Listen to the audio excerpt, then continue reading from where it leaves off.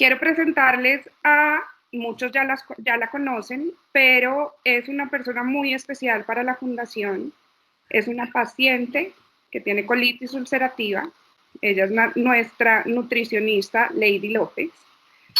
Y es nutricionista dietista egresada de la Universidad de Antioquia. Bueno, buenas tardes para todos. Pues como dice Carolina, para mí también es muy especial participar de estos espacios de la Fundación, no solo como nutricionista, sino también creo que para mí es más importante como paciente.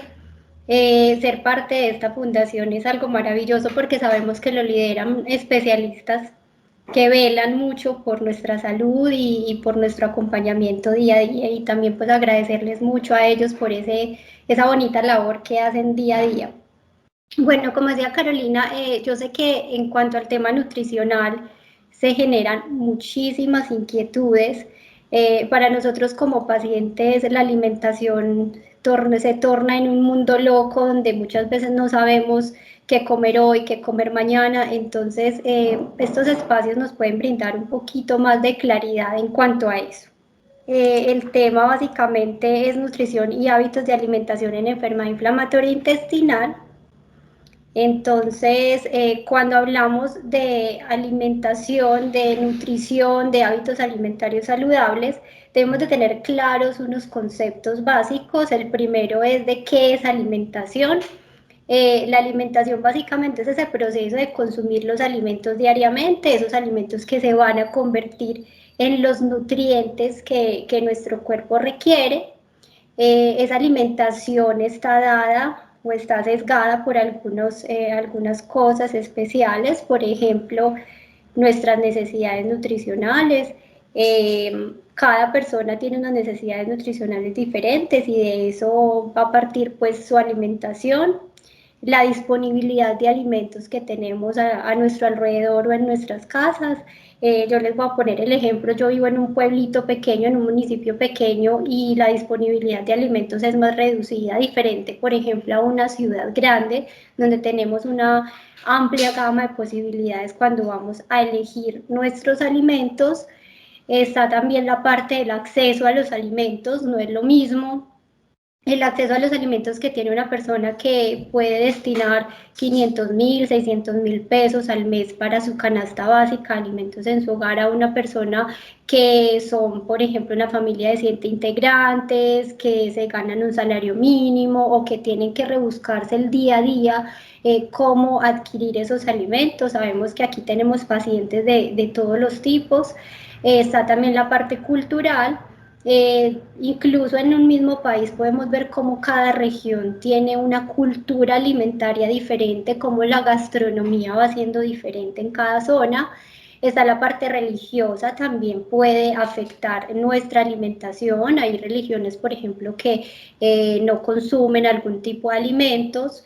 Están los aspectos psicológicos, que esto Carolina sabe mucho más. Una persona que no esté bien psicológicamente, su alimentación también va a ser afectada de cierta manera, ya sea a un exceso en el consumo de alimentos o a una baja en el consumo de alimentos. Y algo que está pasando mucho a nivel global es la parte de la publicidad y la moda. Están afectando mucho todo esto que tiene que ver con la alimentación. Si nos metemos a Google o nos metemos a internet a buscar temas de alimentación, vamos a encontrar muchísimos conceptos, que está de moda la dieta de los carbos, que está de moda la dieta cetogénica, está la moda de las frutas. Entonces eso también afecta mucho esta parte de alimentación. Y viene el otro concepto, que es el concepto de nutrición, que ya es muy diferente a lo que tiene que ver con alimentación, porque la nutrición ya es ese proceso involuntario. Eso nosotros no lo podemos alterar de cierta manera. Ese proceso involuntario en el que el organismo ya coge esos alimentos que consumimos, los incorpora, los transforma, los utiliza en esas sustancias llamadas nutrientes, que son las que contienen esos alimentos que consumimos. La nutrición también está dada por diferentes factores. El primer factor, y que tiene mucho peso, es la edad. No es lo mismo la nutrición perdón, en un niño menor de edad, en un adulto mayor, en un deportista. Hay diferentes factores pues, que afectan la nutrición. No es lo mismo la nutrición, por ejemplo, en una mujer que en un hombre. El proceso metabólico de absorción de los nutrientes es diferente cuando se es mujer a cuando se es hombre. Les voy a poner el ejemplo, las mujeres tenemos una tendencia mayor a absorber grasa en nuestro organismo, a acumular grasa en nuestro organismo, a diferencia, por ejemplo, de los hombres. El estado de salud también tiene mucho que ver. El proceso de nutrición en nuestro cuerpo se ve afectado cuando estamos convalecientes, cuando tenemos una enfermedad de base, y ahí más adelante entonces vamos a ver cómo eso también nos afecta a nosotros como pacientes con enfermedad inflamatoria intestinal. Están las intolerancias alimentarias. No es lo mismo cuando yo consumo alimentos que mi cuerpo los aprovecha adecuadamente. Por ejemplo, una persona que tiene intolerancia a la lactosa, cuando la consume, su digestión se va a ver totalmente alterada y no se van a absorber los nutrientes de la misma manera. Lo que hablaba ahorita de la actividad física, no es lo mismo la nutrición en un deportista, a una persona que no realiza actividad física. Y también la calidad del alimento. Hay alimentos que se aprovechan mejor en el organismo y otros que no se aprovechan de la misma manera. Bueno, entonces hablábamos de lo que es la nutrición, pero también es importante entonces cuando ya miramos el concepto de alimentación y el concepto de nutrición, entender que básicamente los alimentos, según lo que vimos anteriormente, son la base para la vida. ¿Por qué son la base para la vida? Porque es que así como un carro necesita gasolina para poderse mover, nuestro cuerpo necesita ese combustible que son los alimentos para poder efectuar cada función en cada órgano, en cada tejido. Y eso que no, ese combustible, ¿cuál es? Básicamente los alimentos que nos proveen nutrientes. Entonces, si nosotros empezamos a entender la alimentación como esa base para la vida y nos volvemos muy conscientes de lo que consumimos, podríamos de cierta manera mejorar nuestra calidad de vida como personas que padecemos una patología. Entonces mi invitación inicial el día de hoy es a que nos volvamos muy conscientes de qué es lo que comemos, no solamente en el momento en que estamos comiendo, sino que esa conciencia en cuanto a la alimentación la tomemos antes, durante y después de que consumimos los alimentos. Si logramos interiorizar esto de cierta manera, como les digo, vamos a mejorar nuestra calidad de vida como pacientes con enfermedad inflamatoria intestinal. Sabemos que la alimentación a nosotros no nos va a curar la enfermedad porque sabemos que no nos vamos a curar, pero sí podemos mejorar nuestra calidad de vida. Y entonces, ahí es cuando nos hacemos la pregunta. Yo creo que ustedes ahí están preguntando, listo, sí. Entonces, ¿cómo podemos nosotros tener una alimentación saludable? ¿Qué es una alimentación saludable? Entonces, el concepto de alimentación saludable es aquella que proporciona los nutrientes que el cuerpo requiere. ¿Para qué? Para mantener ese buen funcionamiento del organismo, para conservar o mejorar nuestro estado de salud, para minimizar el riesgo de padecer algunas enfermedades. No quiere decir que si comemos bien no nos vamos a enfermar, pero sí vamos a tener menos riesgo de padecer algunas enfermedades. Si nosotros nos descuidamos con la alimentación, pues nos vamos a enfermar más fácil. Garantizar el proceso de gestación en una mujer, la lactancia en una mujer y el adecuado crecimiento y desarrollo en un niño. Básicamente, como les decía anteriormente, es la base para la vida, una alimentación saludable. Entonces ahí es donde entra el concepto de dieta saludable. ¿Qué es una alimentación saludable, una dieta saludable? ¿Qué parámetros debe cumplir? Entonces, el primer parámetro, y eso casi nunca lo hablamos los nutricionistas en la consulta nutricional con nuestros pacientes, y es el concepto de inocuidad. Nuestra alimentación debe ser inocua. Y quiero detenerme aquí un poco en la parte de inocuidad, porque para nosotros como pacientes con enfermedad inflamatoria intestinal es un concepto clave, es un concepto básico. ¿Qué es inocuidad? Consumir alimentos inocuos es consumir alimentos que no nos van a hacer daño.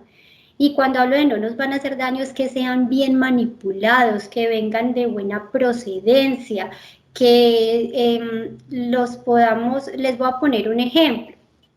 En diferentes países y aquí en Colombia también se han venido haciendo estudios sobre las ventas callejeras, donde esos alimentos los han llevado a un laboratorio y han mirado qué bacterias pueden tener esos alimentos callejeros. No sé si algunos de ustedes han visto que incluso en algún momento en las noticias mostraron sobre ese estudio donde decían que las ventas callejeras estaban muy contaminadas de dichas bacterias.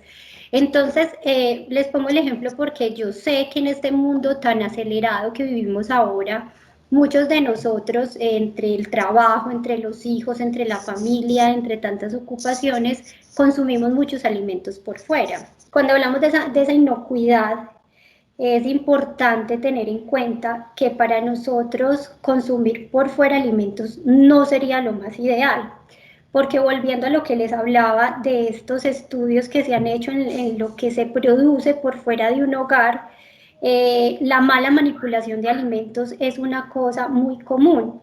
Entonces, cuando hablamos de mala manipulación de alimentos es que cuando se llevaron esos alimentos al laboratorio se dan cuenta que en gran cantidad de ellos se encontraba una bacteria que se llama la E. coli o la Escherichia coli, que es un indicador de materia fecal. Entonces podemos creer que muchos de esos alimentos que estamos comiendo por fuera de casa tienen trazas, están contaminados con una bacteria que es indicadora de materia fecal. ¿Eso qué quiere decir? Que las personas que manipulan los alimentos en la calle no lo están haciendo bien.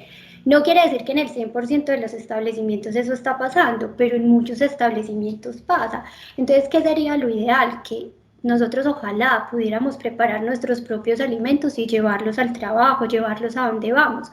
No quiere decir que vamos a satanizar todos los alimentos callejeros, pero ojalá nosotros minimizáramos el riesgo de adquirir ese tipo de bacterias. ¿Por qué?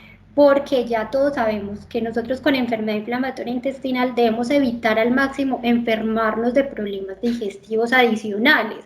Por ejemplo, que una diarrea por una intoxicación alimentaria o una indigestión, porque finalmente esas bacterias están yendo a nuestro organismo y como nuestro sistema digestivo está disfuncional, vamos a generarle más daño.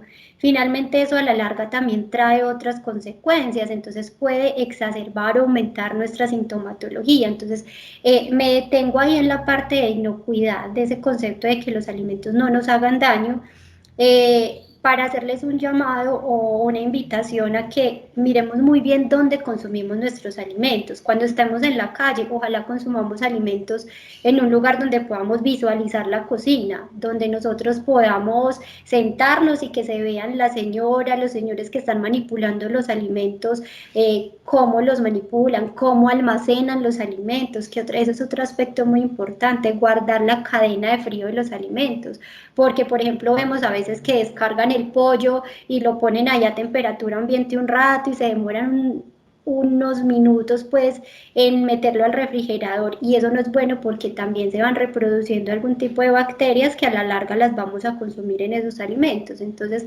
ojalá seleccionemos muy bien dónde consumimos los alimentos, y en nuestras casas también se deben de manipular muy bien los alimentos. En general, ¿cómo los podemos manipular? Como les decía, el lavado de manos, el lavado de alimentos, la desinfección de frutas y verduras. Una de las preguntas que nos hacían previo al webinar era si las frutas y las verduras se podían consumir crudas. Las frutas y las verduras se pueden consumir crudas siempre y cuando se laven y se desinfecten muy bien. Sabemos que ellas pudieron haberse puesto en el suelo, tienen contacto con tierra, pueden traer también bacterias. Entonces venden productos en el mercado para la desinfección de frutas y verduras, pero también hay cositas caseras con las que podemos desinfectar. Está el hipoclorito o el cloro que utilizamos en la casa, utilizando una concentración de por cada litro de agua se puede utilizar 1 mililitro de cloro, y entonces lavar las frutas y las verduras con eso. Obviamente después se enjuagan. Está también el vinagre que utilizamos en la cocina, se utiliza con un poquito de agua, se sumergen las frutas y las verduras y después se enjuagan y se utilizan. Y también obviamente si como paciente con enfermedad inflamatoria intestinal yo no tengo ningún síntoma digestivo cuando consumo frutas y verduras, pues las puedo consumir crudas, no hay ningún problema. El problema de las frutas y verduras crudas es cuando no se lavan y cuando no se desinfectan bien. Entonces espero pues que ahí vamos también respondiendo como a esas preguntas que nos van generando. Pasando entonces al otro concepto de alimentación saludable, entonces hablamos de que una dieta saludable debe ser variada, debe ser balanceada y acorde a nuestras necesidades nutricionales. Entonces, cuando hablamos de que es variado y balanceada, entonces les muestro un poquito de lo que se trabaja acá en Colombia. En Colombia existen unas guías que son las guías alimentarias para la población colombiana. Existen guías alimentarias para niños menores de 2 años, existen guías alimentarias para población entre 2 años y población adulta, están las guías alimentarias para la madre gestante y la madre lactante, porque obviamente según cada ciclo de vida se trabajan unas guías diferentes.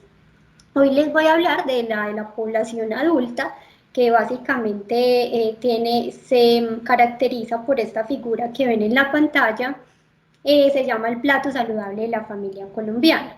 Entonces, cuando hablamos del concepto de que una alimentación debe ser variada, el plato saludable de la familia colombiana nos dice que debemos de consumir, el concepto de variedad es consumir todos los grupos de alimentos que nos provee este plato saludable de la familia colombiana. Entonces vamos a hablar de cada uno de ellos.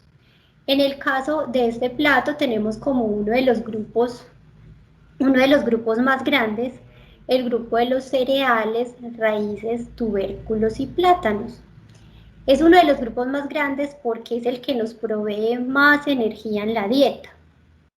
Este grupo es muy común, lo conocemos todos, aquí se encuentra el arroz, la yuca, la papa, el plátano. Somos colombianos y de por sí en Latinoamérica la dieta está muy basada en este grupo de alimentos. Culturalmente estamos acostumbrados a comer incluso más de las porciones recomendadas de este grupo. Está también entonces el otro grupo que es de frutas y verduras. En el plato también se visualiza como un grupo grande porque es un grupo de mucha variedad. Tenemos demasiados alimentos a nuestra disponibilidad, a nuestra disposición de las frutas y de las verduras. Lastimosamente no nos han acostumbrado a que en nuestra dieta estén en muy buena cantidad y son muy necesarias. Tenemos el tercer grupo, que es el de la leche y los productos lácteos. El cuarto grupo es carnes, huevos, leguminosas secas, que son los que nos van a proveer principalmente proteína. Perdón, y tenemos entonces el grupo de las grasas como un grupo más pequeñito y el de los azúcares también dentro del plato como un grupo más pequeño.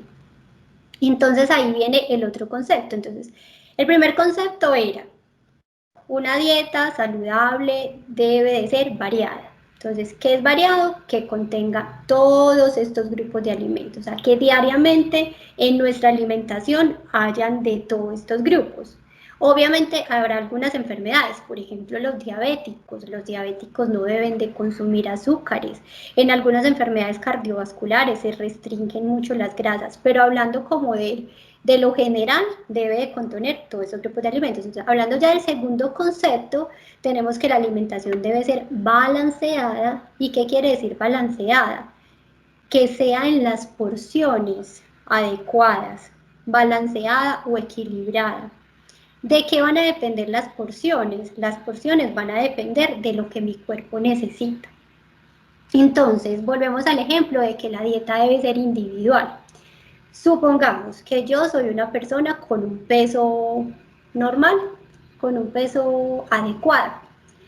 Entonces, cuando yo tengo un peso adecuado, yo debo consumir determinado número de calorías.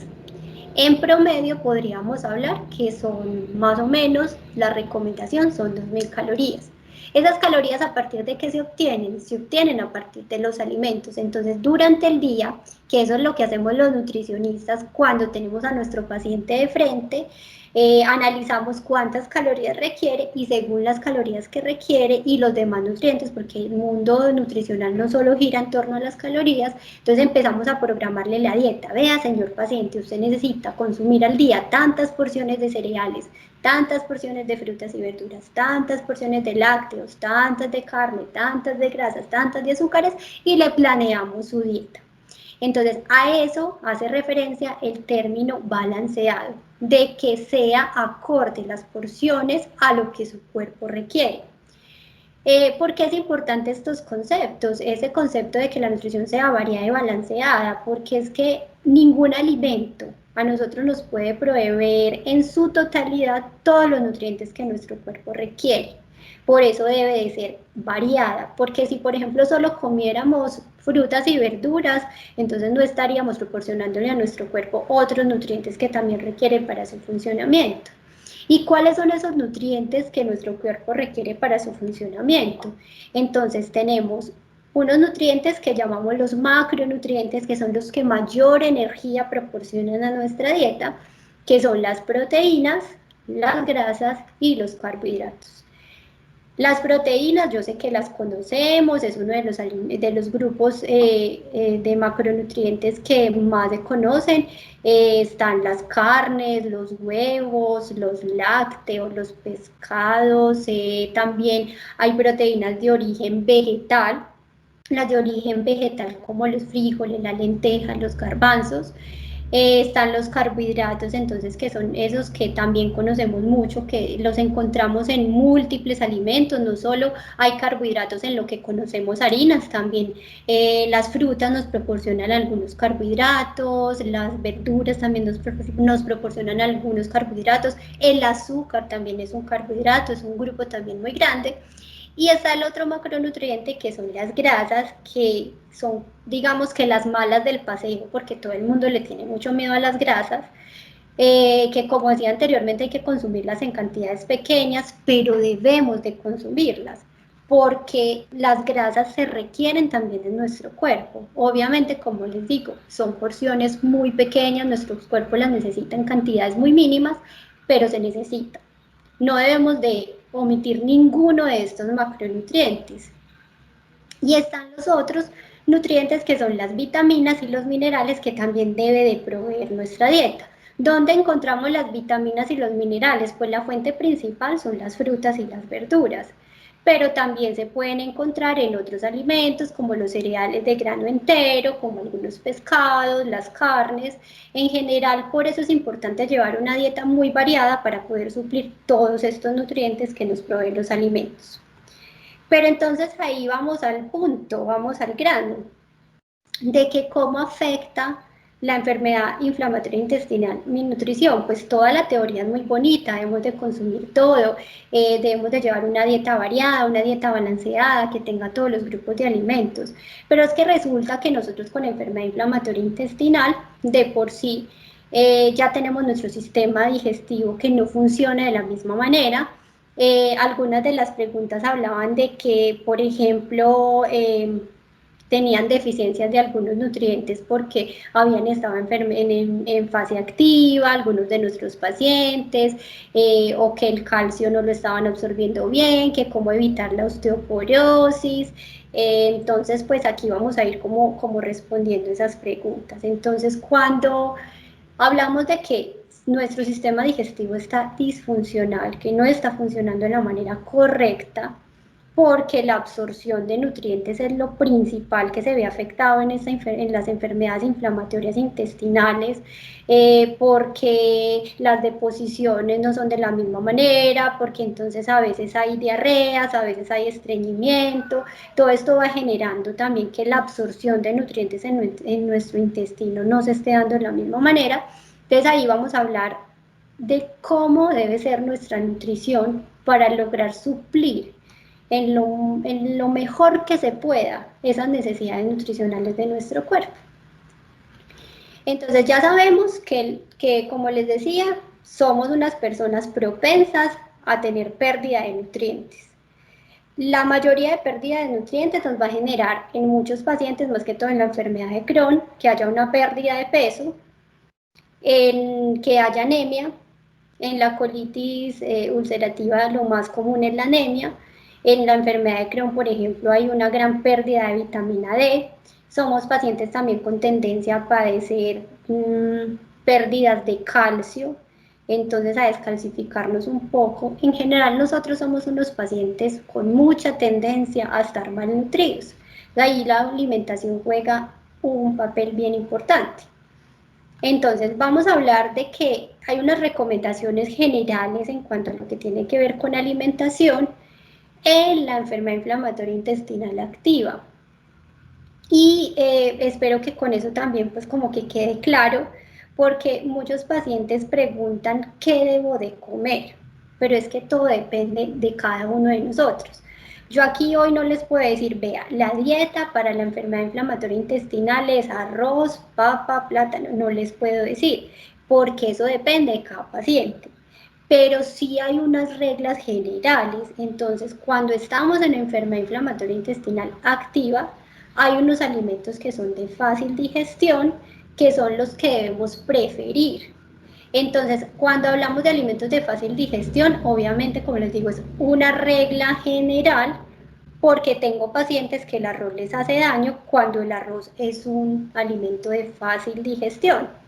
Pero entonces a eso voy, a que de manera individual que uno ya debe de abordar a cada persona, a cada paciente. Pero hablando de reglas generales, por ejemplo, de alimentos de fácil digestión, está el arroz blanco, la pasta, las papas, la yuca. Este tipo de carbohidratos se absorben fácil, no generan indigestión. Hay que preferir, por ejemplo, las sopas o los caldos sin condimentos, porque definitivamente los condimentos, y para quien preguntaba si el picante nos hacía daño, definitivamente el picante es mejor no utilizarlo, porque el picante y los condimentos lo que hacen es que irritan la mucosa gástrica y la mucosa intestinal. Entonces la idea es no utilizar ni condimentos ni picantes, porque al irritar estas mucosas, estas paredes del intestino, estas paredes del estómago, si tenemos úlceras vamos a sangrar, si estamos inflamados nos va a inflamar más, entonces es como echarle, digamos, sal a una herida. Entonces lo ideal es no hacerlo. Las verduras en enfermedad inflamatoria intestinal activa, ahí sí es importante que sean bien cocidas en enfermedad inflamatoria intestinal activa. ¿Por qué? Para evitar lo que hablábamos anteriormente, la contaminación de los alimentos, porque la cocción hace también que se mueran algunas bacterias, entonces pues bien cocidas, mucho mejor para evitar ese tipo de malestar o indigestiones. Verduras y frutas sin cáscara. ¿Por qué sin cáscara? Porque es que la cáscara de las frutas y de las verduras tiene un alto contenido de fibra. Entonces, cuando estamos en enfermedad inflamatoria activa, lo que queremos minimizar es la producción de gases. Y resulta que la fibra nos va a generar muchos más gases. La fibra también la necesita nuestro cuerpo. La fibra es un tipo de carbohidrato que se requiere. La fibra actúa en el sistema digestivo como esa escobita que va y barre y se lleva lo que no es necesario y ayuda a eliminarlo en las deposiciones.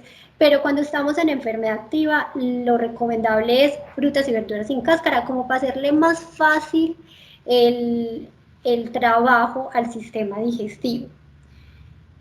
Preferiblemente, y esa es otra de las preguntas que nos hacían, ¿qué proteínas eran mejor? Si las proteínas de origen animal o las proteínas de origen vegetal, o qué tipo de proteína animal se requería en este tipo de enfermedad inflamatoria intestinal. Entonces, ¿yo qué les recomiendo? Cuando es fase activa, las carnes rojas no son malas, porque no les voy a decir que son malas. O sea, respeto cada persona si dice yo no como carnes rojas porque son dañinas. Bueno, si no las quiere consumir, no las consuma, y hay otros tipos de carnes con las cuales puede suplir sus necesidades nutricionales.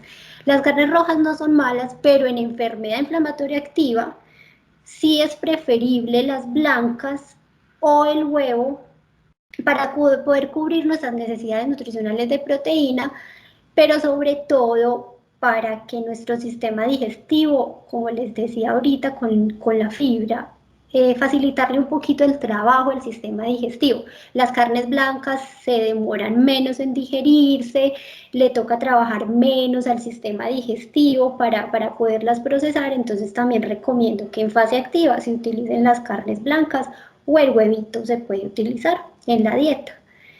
Cuando hablamos de enfermedad activa también entonces es recomendable una dieta baja en residuos, y cuando decimos que una dieta baja en residuos es una dieta baja en fibra, que en general, por ejemplo, los productos integrales son productos altos en fibra. Entonces, por ejemplo, si estamos con la fase activa, pues no nos pongamos a consumir productos cereales integrales, porque entonces vamos a tener más producción de gas, más distensión abdominal, más molestia digestiva y vamos a sufrir un poquito más en esta fase.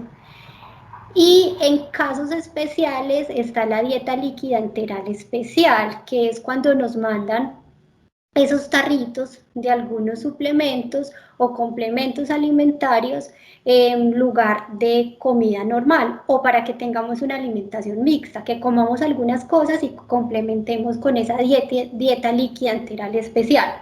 Ahí también había algunas preguntas, ¿qué hacían? Nos preguntaba alguno de los pacientes cuando esta nutrición en tarritos que le manda la nutricionista o que le manda el especialista no lo tolera, que necesita tener buen aporte de proteína, pero que no logra tolerarlos, entonces, ¿qué es lo ideal? Lo que pasa es que la mayoría, nosotros, por tener este tipo de enfermedad, la mayoría de complementos nutricionales no son hechos para nosotros. Me explico, porque la mayoría tienen un alto contenido de grasa y resulta que a nosotros la grasa nos cae bien pesada. No es que la omitamos, pero como estos complementos nutricionales tienen tan buen contenido de grasa, porque la mayoría se hacen para suplir esas necesidades nutricionales que no estamos logrando suplir con la alimentación normal, entonces le adicionan más grasa para que nos aporte un poquito más de calorías y no nos bajemos de peso o para que subamos de peso. Entonces, ¿qué pasa con esas fórmulas que llamamos enterales? No son hechas para nosotros. Entonces, ¿yo qué les recomiendo? Uno puede hacerse unos batiditos para los que también preguntan que cómo hacen para subir de peso. Pues les voy a dar una recomendación general. Como siempre les digo, lo ideal es que ojalá los vean su nutricionista, los vea su nutricionista y les planee su dieta de manera individual. Pero, por ejemplo, para los niños y para los adultos que están de bajo peso, yo les recomiendo que uno puede hacerse unos batiditos caseros con ingredientes bajos en grasa.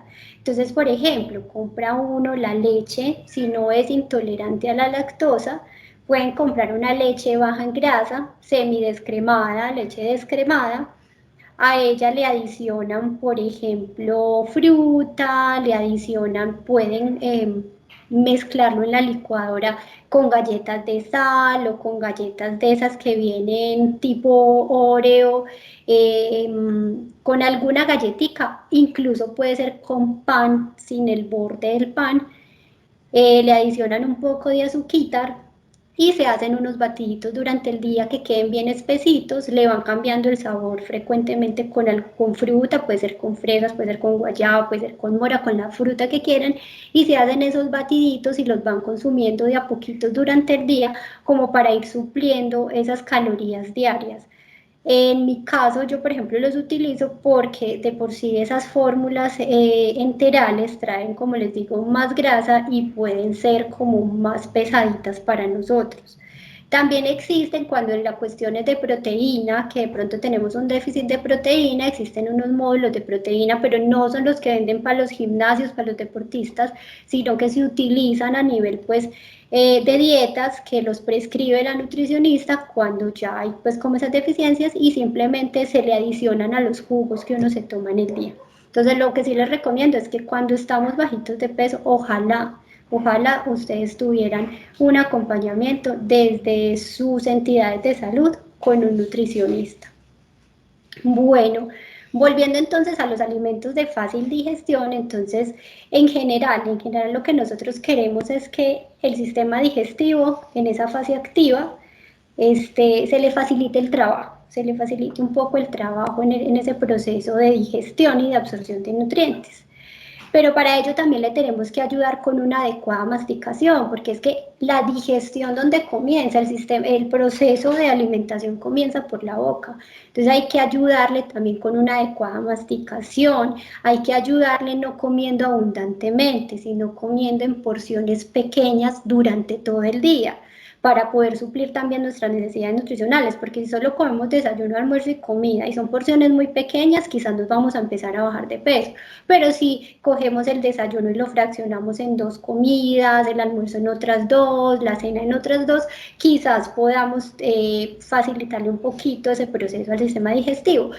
Y una cosa muy importante, y lo veíamos ahorita en la imagen del plato saludable, no sé si recuerdan que había un vasito de agua.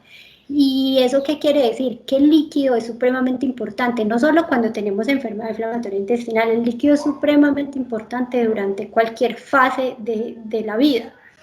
El líquido es importante no solo porque ayuda a hidratar el bolo fecal y a que tengamos una buena digestión, sino porque todos los procesos metabólicos en el organismo necesitan agua. Entonces, ojalá el consumo de líquido en nosotros sea una cosa, pues, una regla básica. Finalmente, entonces, cuando hablamos de la enfermedad activa, tenemos entonces los alimentos de difícil digestión, que son los alimentos que debemos evitar o consumir casi, casi que anularlos en esa fase activa. Hablamos de los productos integrales que los mencionaba ahorita, los lácteos, así no seamos intolerantes a la lactosa. Cuando estamos en fase activa, los lácteos sí nos proporcionan a nosotros, nos proporcionan más grasa, los lácteos nos pueden generar también que se produzcan más gases a nivel intestinal, a tener distensión abdominal, y hablábamos de que esto de los gases en nosotros es una cosa que debemos aprender a manejar mucho. Hablando de ello, entonces, de la grasa, están las grasas en general, también debemos de reducirlas mucho, debemos aprender a no consumir alimentos fritos, porque el frito de por sí absorbe mucha grasa, entonces obviamente las grasas debemos como consumirlas en cantidades demasiado pequeñas. Las leguminosas también en fase activa nos van a generar más producción de gases. Las leguminosas son las frijoles, la lenteja, los garbanzos, los granos, nos van a producir más gases. Y las nueces y las semillas también van a ocurrir lo mismo, como se fermentan cuando llegan al intestino, entonces va a haber mayor producción de gases. Hay verduras que definitivamente sí tenemos que anular de nuestra dieta, que es el repollo, el brócoli, la coliflor, las coles, el pimentón. En algunos pacientes encontramos otras verduras como el pepino, por ejemplo, que les hace daño, a otras no les hace daño, entonces eso también como que depende, cada uno tiene que aprender, como les decía anteriormente, a ser muy conscientes de qué es lo que se come, cómo lo tolera su cuerpo para poder determinar qué es lo que no debe consumir. Vegetales y frutas con semilla, por ejemplo, la maracuyá, la guayaba, las que tienen pues como el granito como tal, tampoco, porque esas semillas también se fermentan en el intestino y producen gases. Y el café, el té, el alcohol y las bebidas con gas, definitivamente esas no las podemos ni siquiera mirar cuando estamos en fase activa. Definitivamente otra recomendación, y no solo en fase activa, sino en cualquier momento, son los alimentos ultraprocesados, no se deben de consumir. Entre más evitemos este tipo de productos, mucho mejor. Y ahí había otra de las preguntas que nos hacían, que si era recomendable el consumo de atún y sardinas enlatadas. Yo la verdad no lo recomiendo, a menos que sea una cosa pues ya de que nos tocó porque estamos en un lugar donde no tenemos forma de consumir carne fresca o no tenemos el huevito, pues al máximo evitar este tipo de productos ultraprocesados. El atún, la sardina, todo lo que venga enlatado, todas las carnes frías son productos ultraprocesados.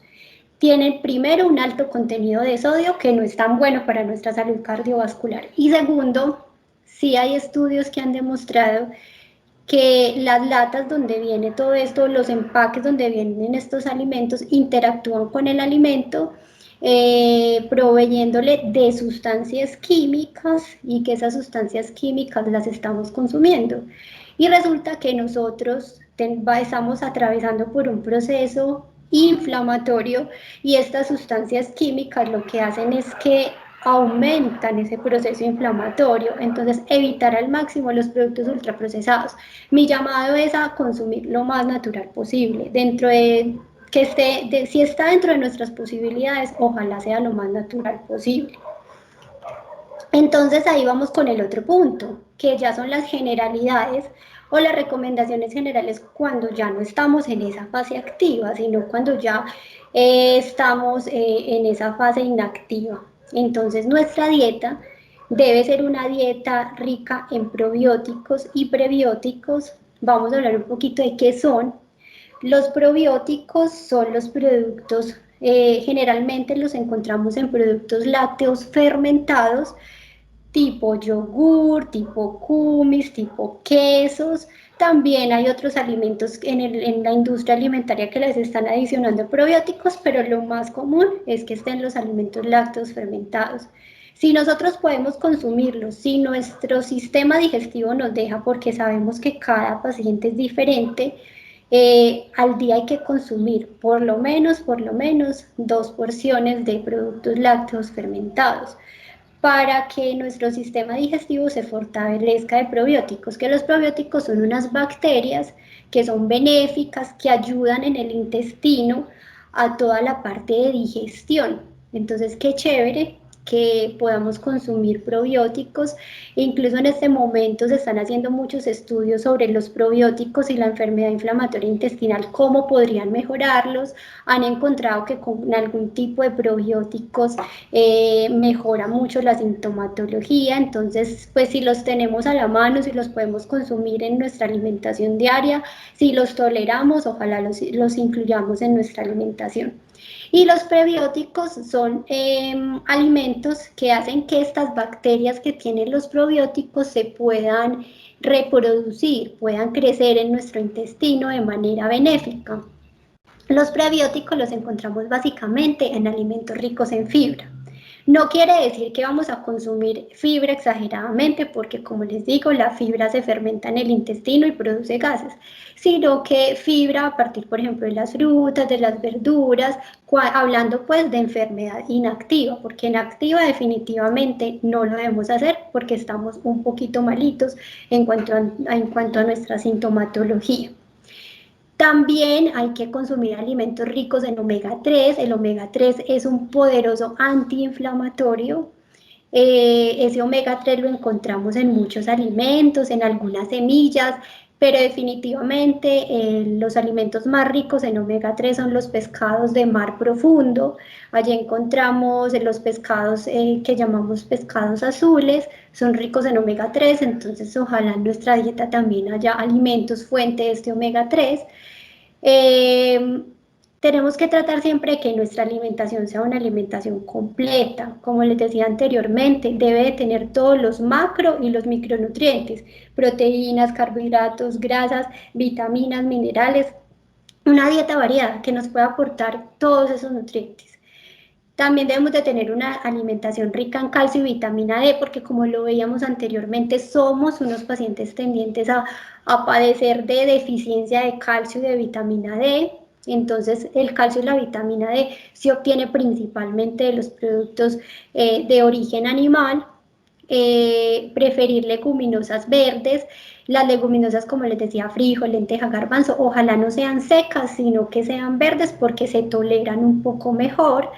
La fibra soluble es la fibra, esa que es como una babita que encontramos en algunas semillas como la linaza, como la chía.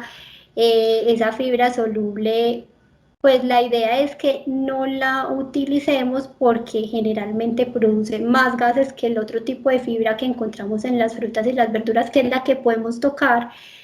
Y ojalá pudiéramos tener, cuando tenemos deficiencias, un acompañamiento nutricional para la suplementación de calcio y de vitamina D, por lo que hablamos anteriormente. También podemos tener deficiencias de folato, de zinc, de selenio, de hierro cuando tenemos anemia, de vitamina B2 en la ileitis.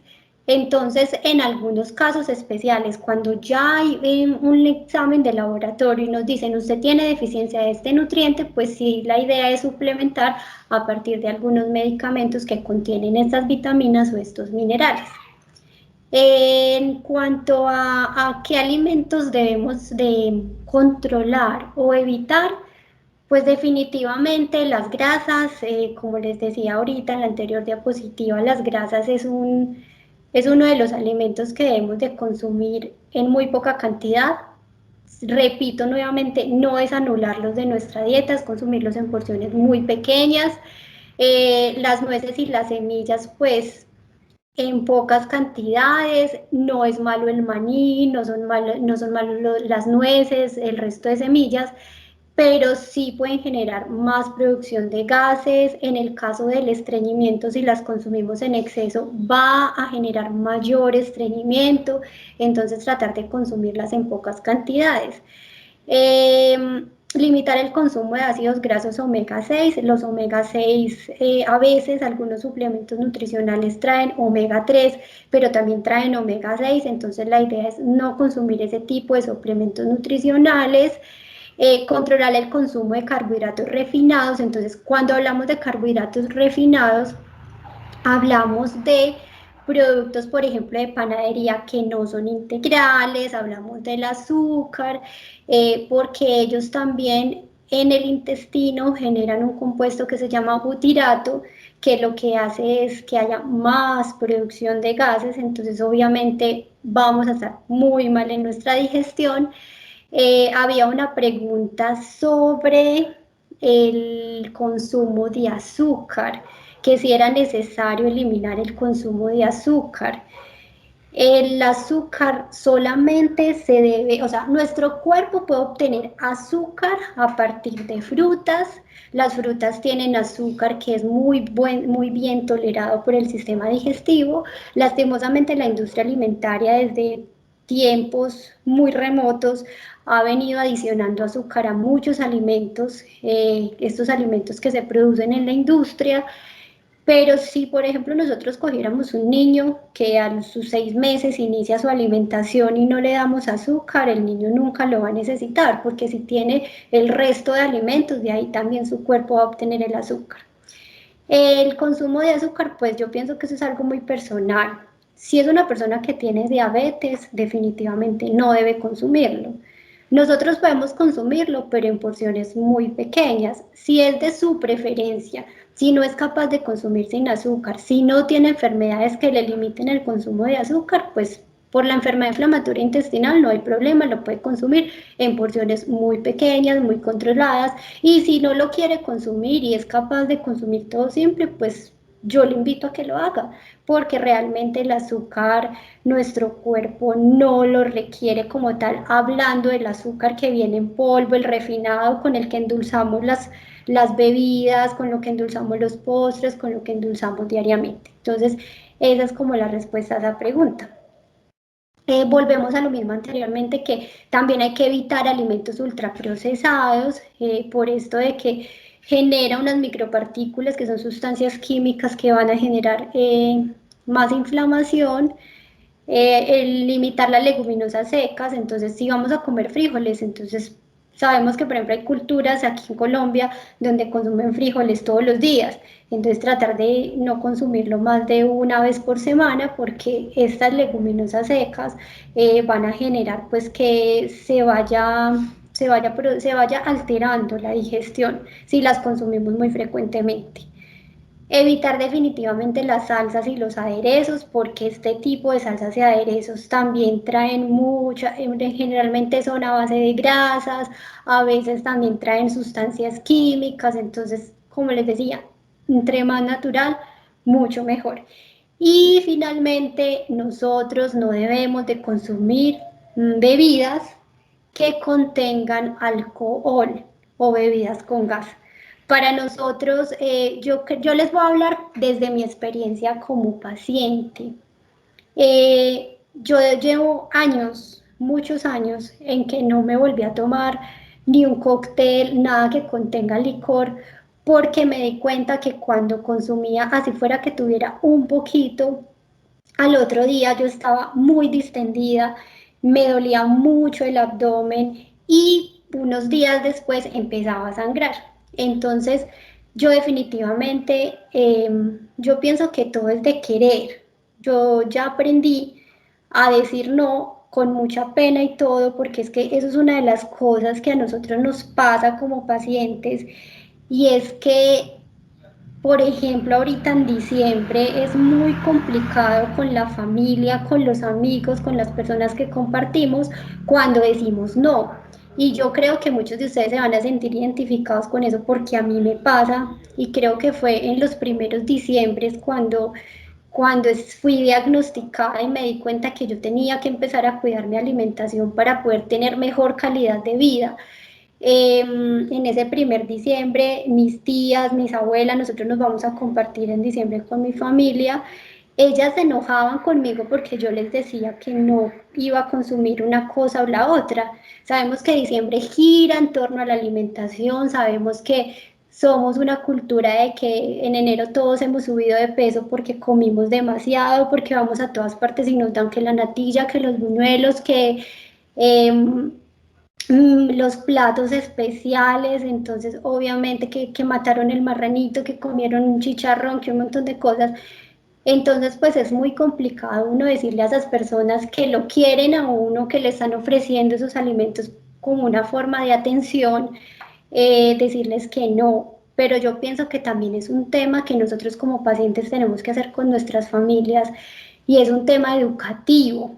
Es un tema de nosotros saberles explicar, así también con mucho cariño, con mucho respeto, empezarles a explicar a ellos qué es nuestra enfermedad, cuáles son las consecuencias de consumir uno u otro alimento, y sobre todo yo pienso que uno contarles a ellos que cómo se siente uno cuando uno está en esa fase activa, cuando uno tiene todos esos síntomas exacerbados, y yo pienso que ellos empiezan a entenderlo a uno. Es un proceso largo, porque personalmente para mí fue largo eso de concientizar a mi familia, pero sí se logra. Y yo pienso que ahora yo cuando llego a alguna de las casas de mis familiares y me ofrecen comida, ellos ya aprendieron, ellos ya saben que yo no tomo gaseosa, entonces a todo el mundo le sirven la gaseosa y a mí me sirven un juguito o a mí me dan un vasito de agua. Ya saben y aprenden a entendernos a nosotros como pacientes, porque es que esto es un cambio de vida que nosotros tenemos que hacer. Entonces también es esa invitación a que empiecen con esa tarea con sus familias, para que la vida se nos vuelva un poquito más llevadera con sus familias, con sus vecinos, con sus compañeros de trabajo, empezarles a educar mucho sobre lo que es la enfermedad inflamatoria intestinal y por qué nosotros tenemos una vida alimentaria diferente a la de los demás. Hay otras preguntas que nos hacían con respecto al consumo de gluten. El gluten, para los que no saben, el gluten es un aminoácido, es un derivado de las proteínas. Este proviene de alimentos a base de trigo, de cebada, de centeno. Hay una moda, porque digo que es una moda, donde nos dicen que no debemos de consumir gluten. El ser humano ha consumido durante cientos de años gluten y no le había pasado nada. ¿Quiénes no deben de consumir gluten? Las personas que sí presenten intolerancia al gluten, que es un porcentaje muy mínimo. En algunos de nosotros, los pacientes con enfermedad inflamatoria intestinal, sí hay una intolerancia al gluten que se ve por unos análisis de laboratorio, porque el especialista determina si usted es alérgico al gluten, usted no debe consumir gluten. Entonces, ¿por qué se debe reemplazar? Definitivamente, ahorita como hay tantas personas que están apareciendo con intolerancia al gluten, porque obviamente la ciencia ha avanzado y ya se puede diagnosticar de una mejor manera, en las etiquetas de los alimentos dice que alimentos no contienen gluten. En cuanto al pan, por ejemplo, entonces hay panes que se hacen a base de avena, a base de otros cereales, entonces se pueden utilizar ese tipo de panes en lugar pues del pan o de alimentos que vengan a base de harina de trigo, centeno, cebada. Pero entonces, en cuanto a eso, sí hay otras formas de cambiarlos, entonces no es tanto problema. Pero la idea es que el gluten no se satanice y lo podamos consumir de una manera normal si no nos hace daño. Sin embargo, ahí voy a lo del pan, lo que les hablaba ahorita. El pan entre más procesado, entre menos fibra tenga, va a generar más gases, entonces ojalá nosotros consumamos en lugar, cuando estamos en fase pues inactiva y si no nos cae bien, si nos cae bien y no nos hace daño, consumamos productos cereales integrales, pero integrales de verdad, que se le sienta el grano, que se le sienta el afrecho, porque van a tener también mayor contenido de vitaminas, de minerales, a diferencia de los que ya son más suavecitos, más que se sienten pues con menos granitos. Otra de las preguntas que nos hacían era, yo creo, esperen, ya les digo que estoy mirando las preguntitas que tenemos para que las vamos respondiendo. Nos preguntaban que si los cítricos pueden acelerar la enfermedad. Los cítricos no van a acelerar nuestra enfermedad.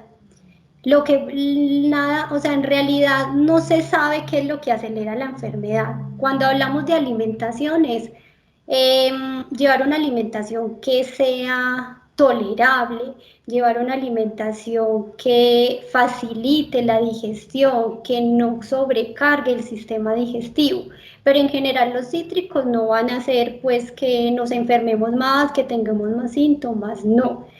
Eso sí, los cítricos, nosotros también somos pacientes que tenemos tendencia a tener gastritis, reflujo y problemas ya pues a nivel de estómago. Entonces los cítricos hay que controlarlos un poquito si ya estamos presentando algún tipo de malestar a nivel estomacal. Pero hablando pues de cítricos, de que vamos a consumir, por ejemplo, un jugo de limón, un zumo de limón solo, un jugo de naranja 100% naranja, un jugo de maracuyá, de lulo, muy espeso, muy cargado. Entonces tratar de que cuando vamos a consumir productos cítricos los consumamos no con el estómago vacío, sino con el estómago ya con algo adentro, de manera que cuando ingrese al estómago no nos genere una acidez mayor y que nos vaya a generar también un reflujo gastroesofágico. Entonces, pues en los cítricos no tenemos ningún problema. Bueno, otras preguntitas para que vamos respondiendo. Por el momento pues ya terminamos pues como la presentación, vamos a empezar Carolina con lo de las preguntas porque yo sé que se nos quedaron varias preguntas por fuera. Me parece, pues primero quiero felicitarte porque esta charla nos sirve muchísimo, resuelve muchas dudas que los pacientes tenían que nos hacen de pronto no comer algo o pensar que debemos comer mucho de alguna otra cosa, como por ejemplo la fibra, cuando en realidad no es aconsejable en excesos o este tipo de cosas. Es una charla que nos ayuda muchísimo y pues antes de responder las preguntas te quiero dar las gracias por tu tiempo y por todo tu empeño en darnos esta charla. Hay una paciente que nos pregunta por Instagram, ella dice que no tolera las frutas, no tolera las verduras, no tolera el gluten, no tolera lácteos y su alimentación digamos que se basa en más que todo carbohidratos. ¿Cómo poder nivelar los niveles de glicemia si no puede tener esta dieta, pues si no puede consumir todas estas cosas? Pues básicamente, a ver, ya tocaría analizar pues como el caso específico porque nosotros como nutricionistas lo que hacemos es coger nuestro paciente y empezar a mirar qué otras posibilidades podemos o qué otros alimentos podemos tomar para suplir esas necesidades nutricionales, ¿cierto? Una dieta a base de carbohidratos, pues no sería lo ideal, ¿cierto? Si yo solo consumo, si no tolero frutas, si no tolero verduras, pues lo ideal sería suplementar vitaminas y minerales. Esa sería mi principal recomendación. Si está comiendo cero frutas, cero verduras, porque no las tolera, obviamente ella tendría que analizar, no conozco el caso específico como para decirle una cosa específica, pero yo primero analizaría dentro de todas las frutas, todas las verduras que encontramos en el mercado, de pronto si encuentro 2, 3 frutas y verduras que tolere, de pronto quitándole la cáscara. Otra forma de tolerar, cuando no toleramos las frutas y las verduras en este tipo de enfermedades, es que se pueden someter a un proceso que se llama blanqueamiento, que es a nivel de cocción. Entonces las cogemos, las pelamos, les quitamos la cáscara y las ponemos como en agua caliente, no sobre el fogón, sino que el agua ya caliente, hirviendo, la bajamos del fogón, ponemos un ratico las frutas y las verduras, las troceamos, no las consumimos, las escurrimos, las troceamos y las consumimos, a ver si de pronto así las toleramos un poquito mejor, porque a veces el calor lo que hace es que cambia la composición de algunos azúcares que contienen las frutas y las verduras y las vuelven más tolerables. Entonces podría ser una recomendación para la paciente que utilice ese método con algunas frutas y verduras que de pronto, por ejemplo, la papaya, de las que no tengan mucha fibra, así que se toque, sino que sean más suaves, de pronto la manzana, la pera, mirar a ver si de pronto así las tolera. Si definitivamente no tolera ninguna fruta, ninguna verdura, pues sí le recomiendo que consiga un suplemento nutricional que tenga muy buen contenido de vitaminas, de minerales, porque las frutas y las verduras sí son la base del consumo nuestro de vitaminas y minerales. Si no las consumimos, va a estar muy reducido. Entonces, pues sería lo ideal. En cuanto a los lácteos, pues los lácteos nos proveen de proteína, nos proveen de calcio, pero el calcio se puede obtener a partir de otros alimentos. Hay verduras que tienen calcio, las verduras de hoja verde. También el calcio lo podemos obtener a partir de bebidas tipo bebida de almendra, que se están utilizando mucho para las personas que no toleran la leche. Le llaman leches, pero en realidad son bebidas de algunas semillas, entonces también podría ser una posibilidad. Lo importante es buscar estrategias para que logres suplir sus necesidades nutricionales. Ok, perfecto. Hay otra persona que pregunta, por ejemplo, cuando hablas de no condimentar tanto las comidas, ella pregunta si dentro de esos condimentos el ajo, el tomate y la cebolla harían parte. Pues mira, eso es muy a tolerancia. Yo te voy a poner mi ejemplo.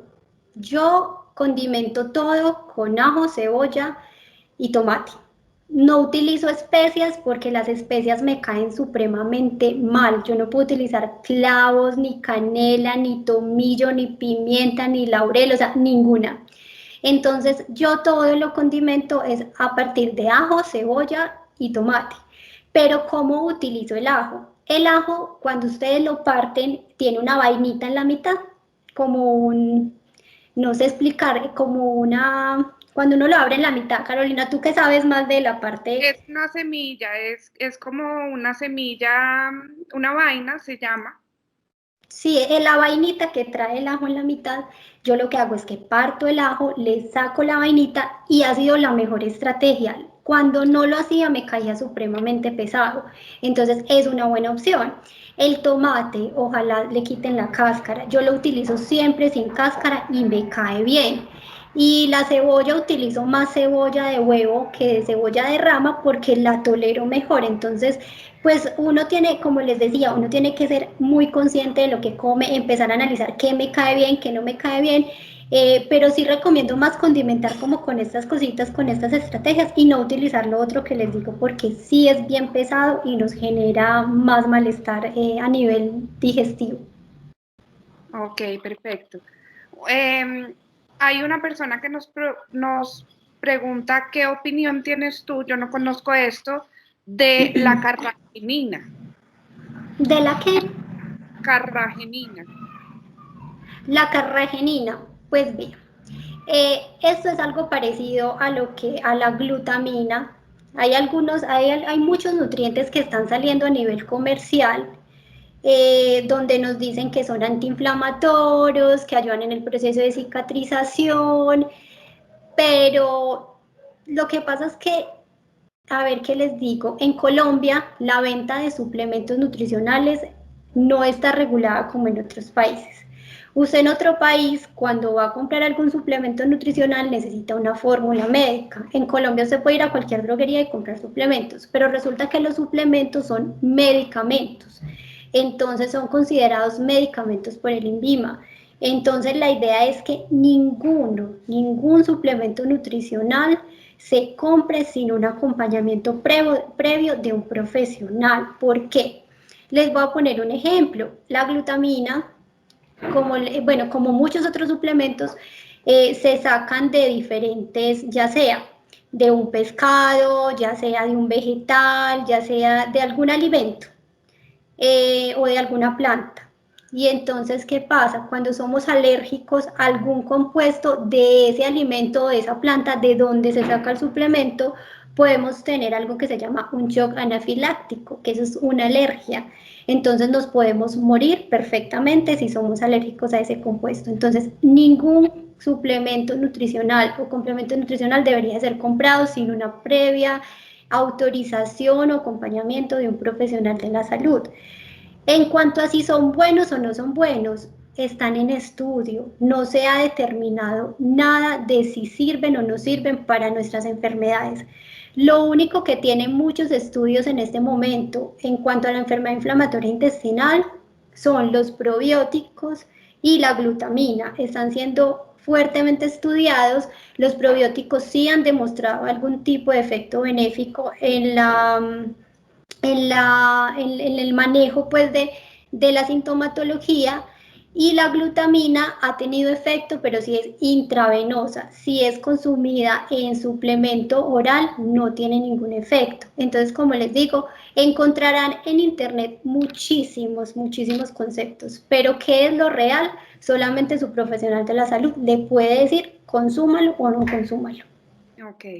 Otra persona nos pregunta que por qué hay algunos gastroenterólogos que eliminan los jugos de la dieta. Pues, a ver, no sé, o sea, yo no sé por qué lo hacen, ¿cierto? A nivel nutricional les voy a decir que es lo recomendable. Lo recomendable es consumir fruta entera, no en jugo. ¿Por qué? Porque cuando se consume en jugo, el contenido de azúcar se aumenta, el azúcar de la fruta.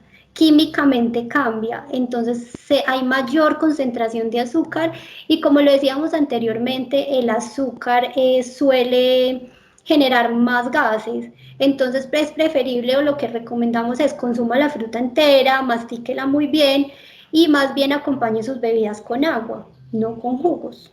Ok, perfecto. Pensaría yo más que es como por ese lado, aunque como te digo, cada paciente es individual, habría que mirar de pronto si también es porque es un paciente que se llena muy, consume alimentos pues en cantidades más bien grandecitas. Entonces si hablamos de que vamos a fraccionar la comida en porciones pequeñas, acompañar una comida de un vasado de jugo, entonces vamos a quedar con el estómago más lleno. Entonces, pues habría que analizar, como le digo, el caso específico. Ok, y la última pregunta que tenemos aquí es si tú recomiendas el uso de plantas como la sábila o las aromáticas. Las aromáticas, si las toleras, son muy buenas, son buenas. Hay aromáticas que son antiinflamatorias, tipo manzanilla. Obviamente que lo toleren, ¿cierto? No hay problema con las aromáticas, ojalá no le adicionen azúcar. En cuanto a la sábila es un tipo de fibra que ayuda mucho cuando hay procesos de estreñimiento, pero cuando hay procesos de diarrea no es lo recomendable. Obviamente si la toleran, porque la sábila por ser fibra también hay personas en las que puede producir muchos gases. Entonces ustedes saben que para nosotros la distensión abdominal es una cosa terrible. Cuando nosotros nos da distensión en forma, es en forma y no la aguantamos.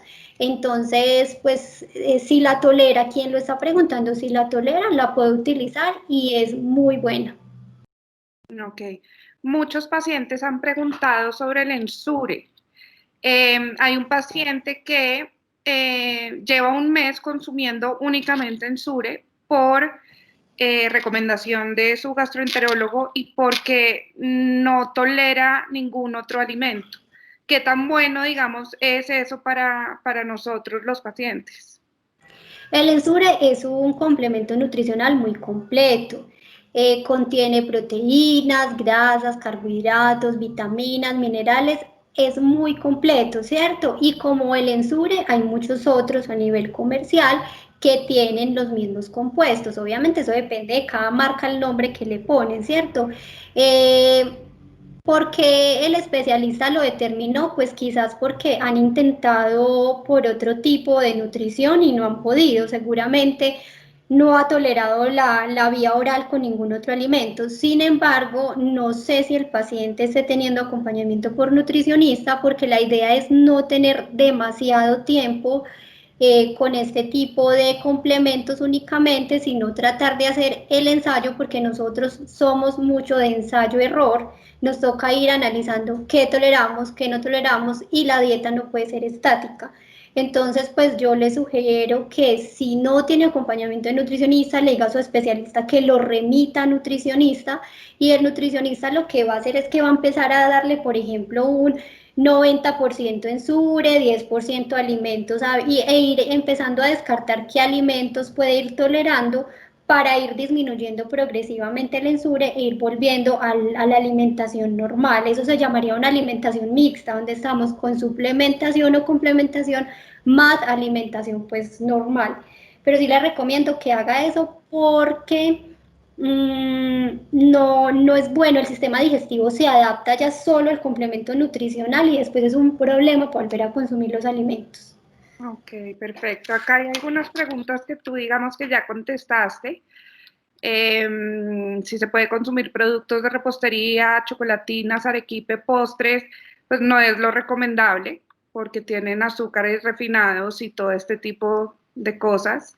El pescado azul es recomendable cuando estamos en una crisis, pues tú recomiendas mucho el pescado azul por su porcentaje en omega 3, pero ¿qué tan bueno sería consumirlo durante una crisis? Pues durante una crisis yo pienso que se puede consumir porque el pescado es un alimento fácil de digerir. Cuando hablábamos de que preferir las carnes blancas, el pescado está dentro de las carnes blancas, entonces si tienen la posibilidad, pues sería muy bueno. Obviamente, como yo lo decía anteriormente, todo depende de nuestra capacidad económica. Yo tengo pacientes que definitivamente no tienen con qué comprar pescado, no tienen con qué comprar pollo, entonces uno opta por decirle, bueno, compre huevos, que el huevo también es un alimento muy completo, es muy bien digerido, lo toleran bien, entonces depende todo de su capacidad económica, pero yo vuelvo a lo mismo, entre más natural, mucho mejor. Perfecto. Aquí digamos que yo quiero resaltar algo y es que cada organismo es diferente y así como hay pacientes que pueden tolerar la mayoría de alimentos, hay otros que no. Y tú en alguna de las charlas que has dado nos hablabas de hacer un diario de alimentación. ¿Podrías, Sí, digamos que hablarles un poquito de esto? sí, una de las formas en que nosotros podemos trabajar esa parte de análisis de esa alimentación consciente, de mirar qué me cae bien, qué no me cae bien, es hacer un diario de alimentos o hacer una prueba que se llama de exclusión. Entonces, ¿cómo se realiza? Yo empiezo, supongamos, voy a empezar este lunes. Entonces empiezo a anotar en un cuadernito, en una hojita, empiezo a mirar todo lo que me como y ojalá sea que yo misma lo prepare o que la persona que lo prepare me diga qué ingredientes utilizó. Es una tarea dispendiosa, pero vale la pena. Empezar a anotar, tomar nota de cada cosa que yo consumo y sus ingredientes. No solo poner, por ejemplo, sopa de pastas, sino que poner la sopa de pastas, qué condimentos se utilizaron, qué ingredientes, ir haciendo toda la listica. Y cada día, al finalizar el día, yo poner cómo me sentí. Si me sentí que estaba distendida, si mis deposiciones cambiaron, o sea, toda la sintomatología que voy presentando. Y así uno va analizando qué ingredientes o qué alimentos pudiesen causar mayor sintomatología de la enfermedad. Uno hacer eso durante por lo menos unos 7 días, 8 días y empezar a determinar y a excluir alimentos. Cuando uno ya hace eso, uno dice, ah, posiblemente fue la carne roja que me comí tal día, ese día me sentí muy mal, entonces yo elimino por unos días la carne roja y sigo tomando nota de mi sintomatología. Finalmente, así uno puede ir descartando alimentos que le hacen daño. Si uno no tiene buena memoria, porque obviamente pues yo lo he hecho así y es una tarea muy práctica. Ok, perfecto. Digamos que hay formas en las que podemos consumir los alimentos de forma fácil.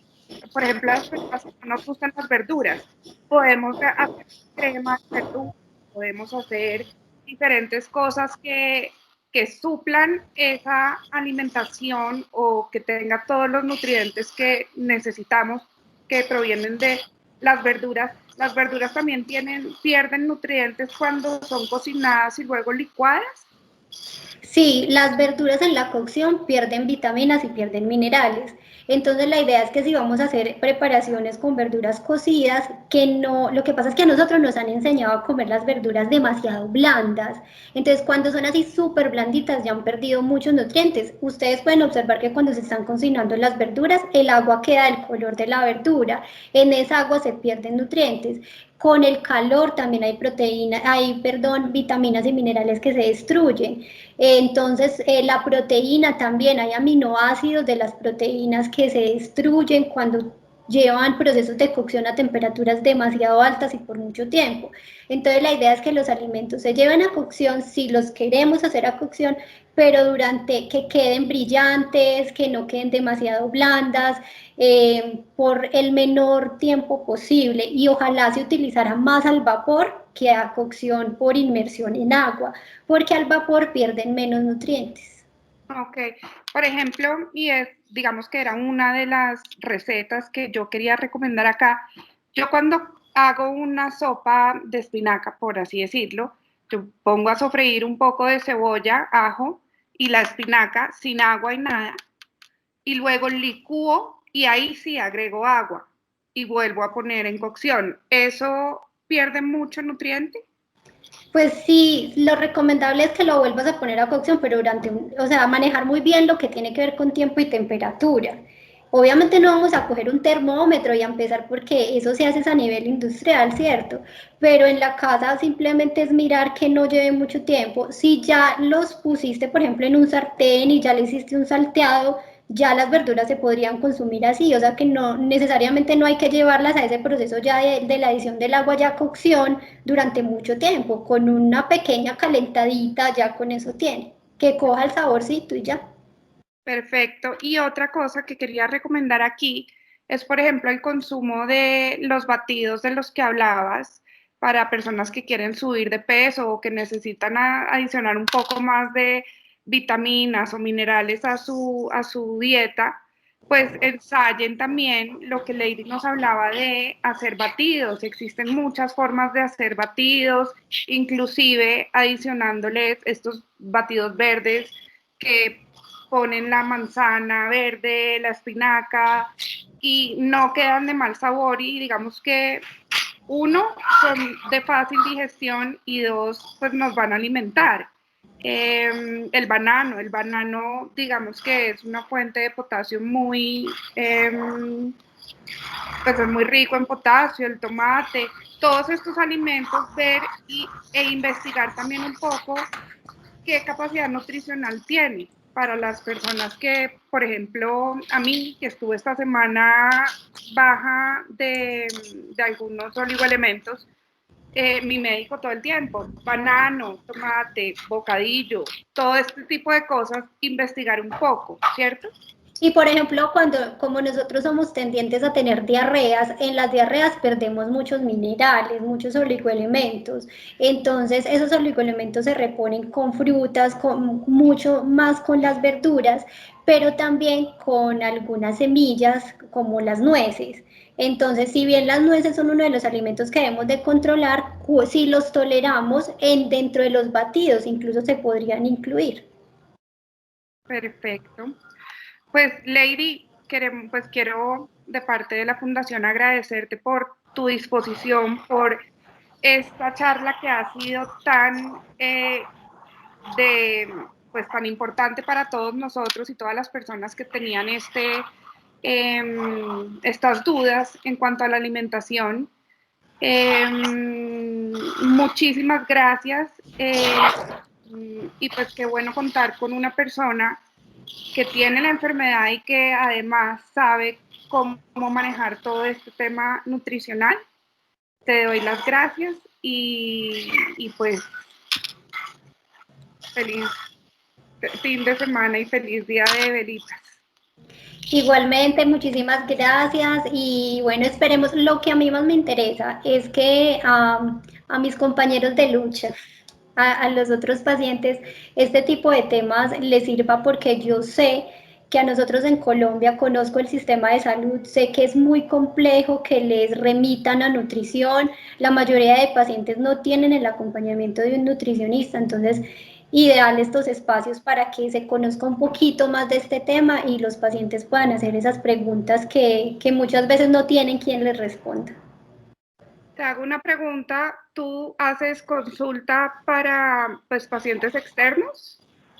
En este momento no lo estoy haciendo, pero algunos pues sí me han preguntado. Yo tengo colegas que pueden hacerlo y que puedo recomendar, que atienden en diferentes EPS, podríamos hacerlo, pero lo estoy pensando porque muchas personas ya me han preguntado, porque como yo trabajo con programas de promoción y prevención del ICBF, pues mantengo muy full. A veces estoy atendiendo a los adultos mayores, entonces también mantengo muy ocupada, pero lo estoy pensando porque sé que también es una labor bonita esta parte de la educación a los pacientes con enfermedad inflamatoria intestinal, y sé que lo requiere. Perfecto, pues muchas gracias, Lady, y pues nuevamente gracias por tu disposición y toda tu ayuda. Es con mucho gusto y con mucho cariño. Un feliz fin de semana y ojalá aprendan muchas velitas. Lo mismo.